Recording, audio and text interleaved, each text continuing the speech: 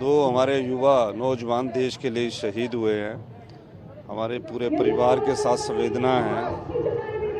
निश्चित तौर पर उन्होंने देश की एकता और अखंडता के लिए अपना प्राणों का बलिदान दिया है। हिमाचल के नौजवान जो कि हिमाचल वीरों की भूमि कहलाई जाती है, हमेशा से किसी न किसी रूप में बलिदान देते रहे हैं और ये बलिदान उनका भूला नहीं जा सकता। हिमाचल सरकार उनके परिवार के प्रति संवेदनशील है और संवेदना व्यक्त करती है और भगवान से ये प्रार्थना करती है कि उनकी आत्मा को शांति मिले। यही हमारी उनके लिए श्रद्धांजलि होगी। आज सोनिया गांधी हुबली से सरकार को घेरने की कोशिश करेंगी। इससे पहले इंदिरा गांधी ने कर्नाटक से ही अपनी पार्टी को रिवाइव किया था, फिर बेलारी से। क्या हम एक बार फिर देख सकते हैं कि कांग्रेस यहाँ से एक बार फिर रिवाइव करेगी सोनिया गांधी के आने के बाद? नहीं, कांग्रेस की रिवाइवल की बात नहीं है। ये मुख्य विपक्षी दल है।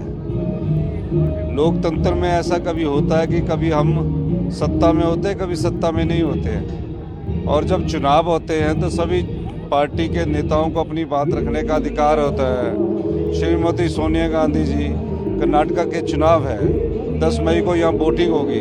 उस संदर्भ में अपनी बात जनता की अदालत में रखने आ रहे हैं और निश्चित तौर पर हम उनके जनता के सामने ये कहेंगे कि हम आने वाले समय में ये कार्य कर रहे हैं। और जो विपक्ष, जो सत्ता पक्ष है, उसने युवाओं के रोजगारों के लिए कुछ नहीं किया। महंगाई आसमान पर छू रही है, गांव के लोगों का जीना दुश्वार है।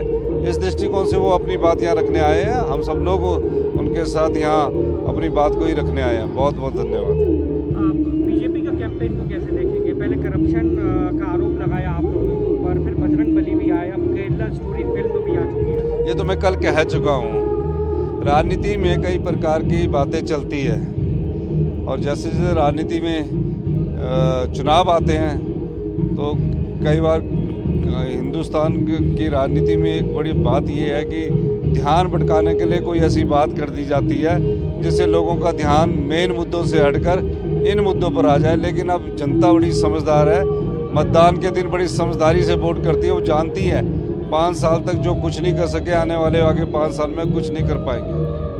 एक आखिरी सवाल सर, आज रणदीप सुरजेवाला ने एक बहुत बड़ा क्लेम किया, कहा कि यहाँ के बीजेपी के उम्मीदवार खड़गे जी और उनके परिवार को मारने की साजिश रच रहे थे। अगर हमारे रणदीप जी ने ये बात कही है तो कोई तथ्य होंगे। सरकार को उन तथ्यों की जानकारी प्राप्त करनी चाहिए और निश्चित तौर पर जो प्रूफ आया है उसकी इंक्वायरी होनी चाहिए। तो इस प्रकार की बातें करना भी चाहे वो अच्छी बात नहीं।